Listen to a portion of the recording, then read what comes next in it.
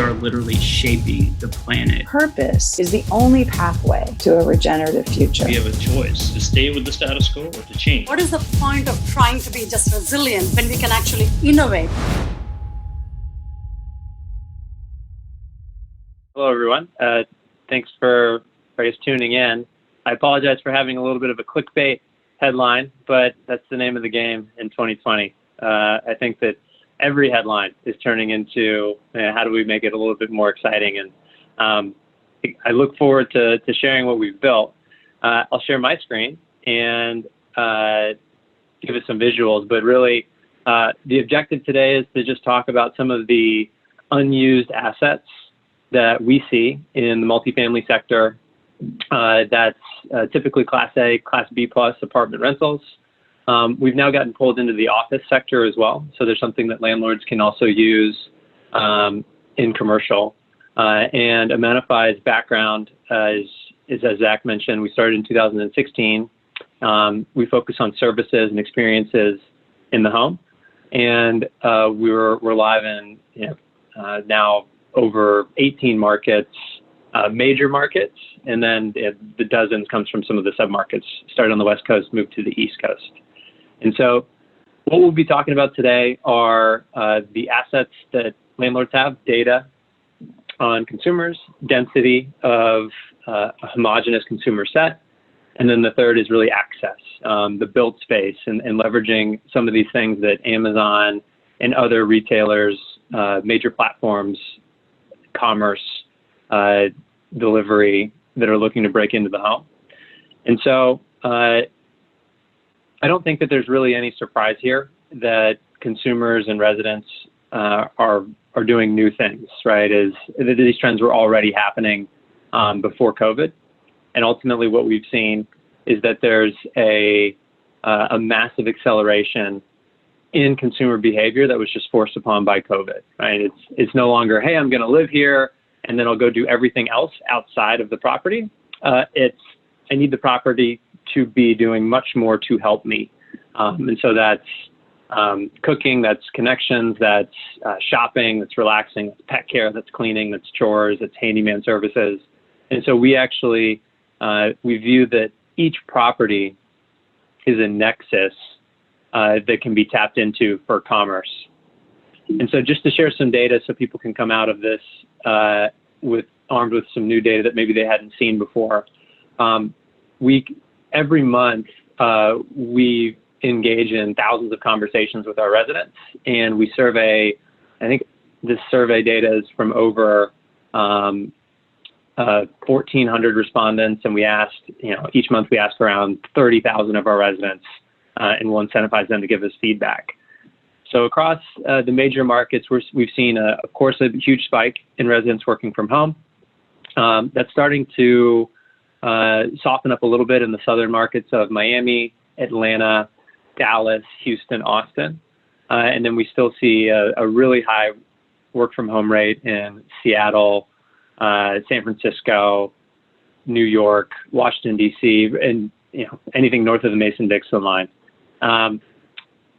All residents and all consumers are asking for more and more services brought to them. And we'll talk about what that means, especially around some of the strongest trends that are driving retention.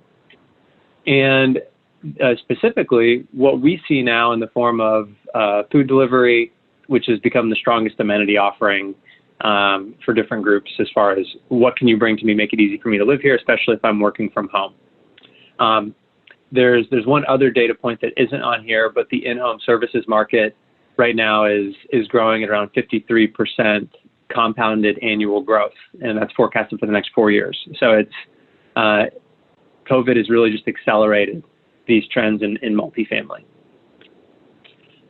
So this is maybe what the answer to the question of what Amazon doesn't want you to know is they, along with major retailers like Target, Walmart, are worried that people are not going to traditional channels to shop for items.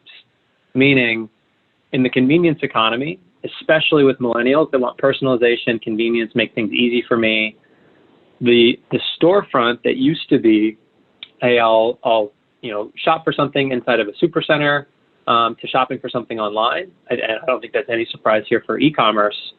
But really, what's driving e-commerce is building awareness and using data and the built world to influence consumer behavior.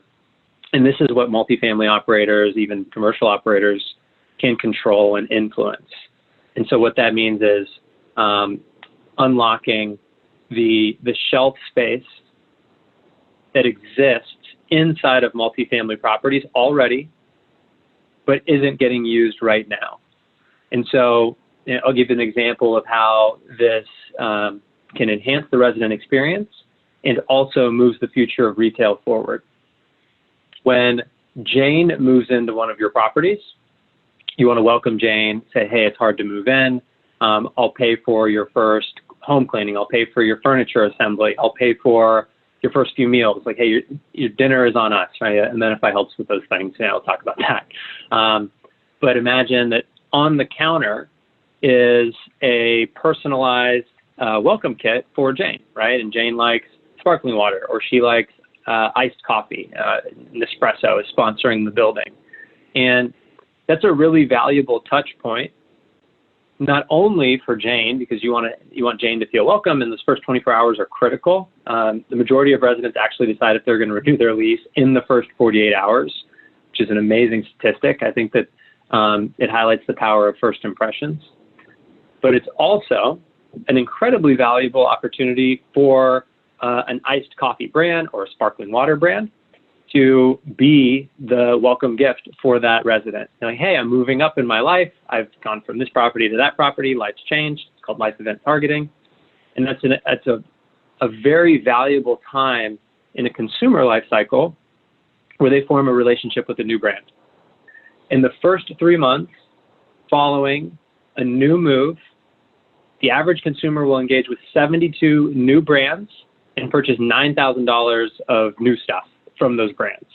And so if you own a coffee company, a sparkling water company, pet food company, that's when you're trying to meet these consumers. And so that's very much the ecosystem that Amenify plays in, and the data that we care about studying to help our landlords is how do you merge the world of hospitality and welcoming a resident? That's priority number one. And then layering that against the interest of an outside brand, say, hey, can I be your welcome gift? As one example. And there's recurring gifts, birthday gifts, renewal gifts. But ultimately, you just have shelf space that isn't getting used right now. And that's how we can create new revenue streams. The other example is, we just went through Jane moving in. Let's say Tom moves in. Tom gets an entirely different welcome package because Tom has 2 dogs. And the pet care brands that are Mars or Leap Ventures that are really trying to get in front of Tom, they will pay even more money because the lifetime value of Tom as a purchaser of pet food is really valuable. And so it's both Tom and Jane are happy because their welcome gifts speak to them and speak to their interests and their needs, and they're personalized and they're valuable. And as a result of that positive experience, it's just a win-win. And that's what we focus on creating. There's 3 things that I mentioned earlier that create this opportunity. And this is the reason that Amenify was started, is that our vision is to help managers use these assets. And even if you don't want to work with Amenify, I hope that everybody that's watching this can at least come away with a slightly better way to articulate or understanding of the assets that we see that you have. Understanding who residents are is great when you're talking about who do we rent, or who do we allow to rent from us. Like, you want somebody that pays their bills, of course. But the ability to understand demographic and then even psychographic trends of who are the best renters, who keeps renting, and how to attract those renters and what they want. We think that there's an entire world of data that we can really tap into and start looking for pattern matching and trends. The closed operating systems do a great job storing this data, but they haven't yet come up with ways that will use algorithms and machine learning to slice up patterns and say, hey, Tom typically rents for this long, Jane usually rents for this long, and based on their behavior, we can start to come up with not only what services do those people want, but to start thinking about what services we would add in to bring in more Toms and more Janes. Second thing that landlords have. I think this one is actually much more at our fingertips because it's common sense. But the ability if 15, 20 people are buying the same service on the same day, of course, there's bulk purchasing and network effects that we can create to deliver a service in an experience that they can't get anywhere else. And that could be, cleaning on a Monday, or that could be coffee and subscription coffee purchases that we can give through to residents that sit in the lobby. We'll talk about that too. The third, and this one is really painful for billion-dollar companies to solve, is you hear a lot about last-mile logistics. What that refers to is typically 2.5 miles between a distribution center and the landing zone, let's say in front of your doorstep. But for apartment operators, we all know that packages are a problem, and it's really that last inch, that last 6 feet of getting it from the outside the doorstep into the home. And the ability to go work with a brand or an outside service company to say, hey, I realize that 40% of your cost to get an item from A to B are tied up at the very end of this. Property managers can really control that. And so the takeaway from here, and I guess for that third bullet point, is the world that we see is that Amazon really should be paying apartment operators to get the license to be a package delivery solution, not the other way around. That shouldn't cost money from the pocket of an asset manager. Hardware is painful. Hardware deprecates very quickly. It becomes obsolete. And so we view that there are clever software solutions, service personnel solutions that are better ways to solve access issues that ultimately create revenue streams and not cost centers for the asset owners themselves. I'm sure that's a little bit of a button of a topic, and if anybody has questions, I'm not sure what the format is. I'll defer to Zach and then the Shadow Ventures team, but happy to talk about it at the end of this or to take it offline. So 3 examples of these landlord advantages. These are real world scenarios that we've built in. For example, Jacqueline in San Francisco. Thanks for moving in, Jacqueline. Your first 3 dog walks are paid for, and please meet your dog walker. Her name is Cindy. She'll be on site every day from 11 to 1. That's a great way to welcome a resident, and it's a great way to speak to her needs because moving sucks and owning a dog makes it even harder, right? And so how do we make her life easier? How do you speak towards that? It's not with an Amazon gift card that you slide under the door, right? That you would that says, I know nothing about you. I don't care enough to learn anything about you. Good luck to you. That's just not what the consumer is looking for today. Density, I mentioned this one is straightforward. Annie, through a combination of cleaning, lunch delivery, or private menu lunch delivery, we save her a bunch of money. She loves it. It's something that she couldn't get elsewhere. It's something that Uber Eats doesn't do for Annie, but it's something that the landlord can create if you're working directly with a catering kitchen or a ghost kitchen that's in the market. And then finally, if you're going to give a service and experiences to residents, you need concierge support. That's typically cost prohibitive unless you're doing multiple services and you've got a centralized support team. But when you have that access and the support infrastructure, you can literally put products into the home and create new revenue streams. So here's the output of how we view the world with staffing. I don't want to spend too much time on this slide because ultimately it's very Amenify specific. We figured out a way to do this at very little cost to no cost, depending on the client. But if there are people that are on this call that are thinking about ways to deliver hospitality, ways to drive revenue streams, profit centers on site, this is what you would need to do, is thinking about how do you get a product into the home, because that's what brands will pay for. That's what Amazon is fighting to control. And so if you already have on-site teams, if you already have a chef or if you already have a dog walker that's hired for your property, more than happy to share ways to create those profit centers and work with those brands. But what is important is if you're delivering services on site, just make sure that you have trusted employees, make sure you're doing background checks, make sure you have concierge support. Those are the 3 big drivers we see around resident quality and reliability. I mentioned at the beginning that the most requested amenity service for residents is lunch delivery and dinner delivery. There's two ways to go about that for anybody on the call that's thinking about launching this. The first is, what is the unique value proposition? Meaning, what does the landlord add that makes the resident want to shop through the platform? And we learned that the answer is quality and value. And so we tried partnerships with restaurants. We didn't really create any cost savings there. It was maybe like 5%, 10%. It wasn't that exciting. And we didn't get a lot of usage. We went upstream a little bit further, and we figured out a way to work directly with a ghost kitchen that had drivers, or a catering company. They were struggling because there were no weddings, there were no conferences, they couldn't deliver to office buildings. And so when you as a landlord are thinking about leveraging your data, your density, and your access, it's really important that you figure out a way to just deliver cost savings as well as high quality. And so the output of those three variables, data, density, access, you want to make sure to manifest those in a way that you consistently save money for that consumer, because in the age of the internet, the age of the smartphone, and the age of convenience, everybody price shops. And so it's not enough just to make it easy to order a service.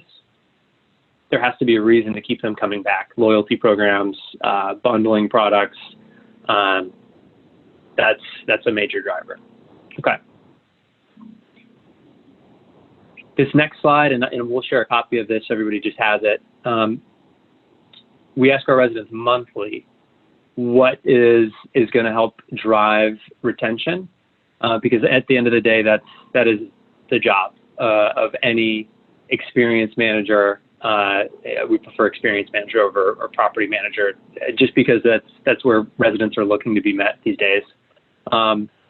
And of course, work from home is something that skyrocketed up the rankings. But I think it's really interesting that across asset classes, across markets, everybody wants to be healthier. And so ways that we can do that, or ways that a landlord can deliver a healthier lifestyle and incorporate that into your brand. We've seen the payback, the ROIs in the thousands of percent around health and wellness, and in the ability to tell your residents that you do care about them and you are trying to make them live a healthier, or enable a healthier lifestyle. The other items here on this sheet, I definitely won't read them. We'll stay on the slide a little bit longer so people can kind of think about, read these items and think about the demographic snapshots. But this is also something that we're more than happy to share at a portfolio level. And we hope that everybody out there in the industry does think about data, not only as just, hey, it's important that we measure this stuff, but how quickly can we standardize it? And then what do we do with it once it's standardized? So if we see that properties that are purple and this tall and this wide, we should think about X, and properties that are blue and this short and this long, we think about Y services. But ultimately, in a down market, in a competitive market, it's going to be who can operate a building more efficiently. And so we talk about profit sharing and revenue streams that we can create. The most important revenue stream is your rent. And no partnership, no brand sponsorship, no service should ever come before the primary revenue stream, which is rent. And so I make that really clear in that it's, in Texas, we would say it's something is all sizzle and no steak. Rents and happy residents is the steak. Other things are sizzle. And so now moving on to the sizzle. Some of the revenue streams that we've thought about in COVID actually came to life much more quickly in the form of coffee shops that are moving from corners that are near a consumer's office. All of a sudden, that consumer's not going to the office anymore. And if you're a coffee company or even a coffee brand that sells coffee beans, you're struggling to connect with that consumer. There's two ways for them to do that. One is aggressively market online and try to compete in Instagram ads. Think of it like 100 advertisers that are all trying to get through one digital door in the form of engaging with that resident.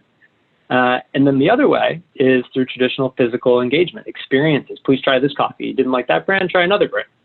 And so the ability not only to activate the home, like, hey, thanks for moving in, here's 5 flavors of coffee. There's also ways to activate the built space in the community. I realize that, looking at this, it just sounds like a lot of work. It is, but we found that it's worth it in the sense that residents are happier. Even in today's age with COVID, people still appreciate small amounts of safe distance interaction. And so we don't want to just entirely give up on common area spaces. We've had to be very thoughtful and very careful to handle anything in the built space with safety protocols. But there are ways that we can leverage this. And I just want owners to understand that all of the market value that's been lost from retail, like super centers, traditional outlets, inline retail, that hasn't disappeared.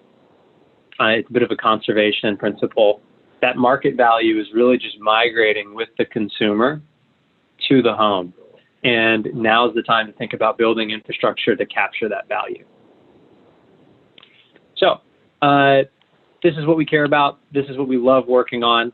At a minimum, I hope that this has helped just, kind of highlight some questions. And if I or anybody else on my team can just be helpful or a sounding board for anybody that's in the industry, we love talking about it.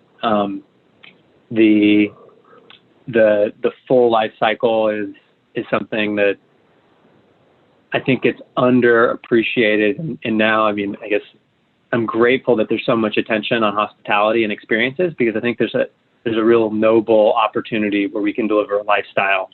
And I don't mean we as Amenify, I mean we just as an industry can start thinking more about leveraging our data density and access. Yes, we're lucky. Lots of people work with Amenify.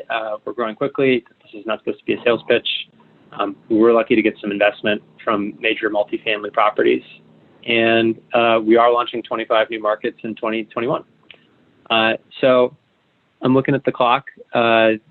It is 10:08 here on the West Coast. I'm in San Francisco.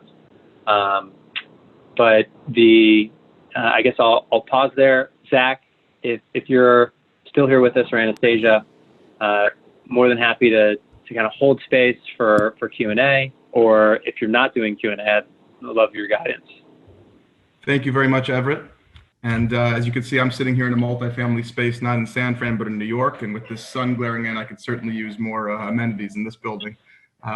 So anyway, guys, thank you very, very much. Thank you, Everett. Like I said, Amenify is truly one of our exceptional portfolio companies. We're very pleased to have the relationship with you that we do, and you're really doing incredible things. So as far as Q&A, would encourage everybody to join Everett in the Slack channel. Now, later, it's ongoing.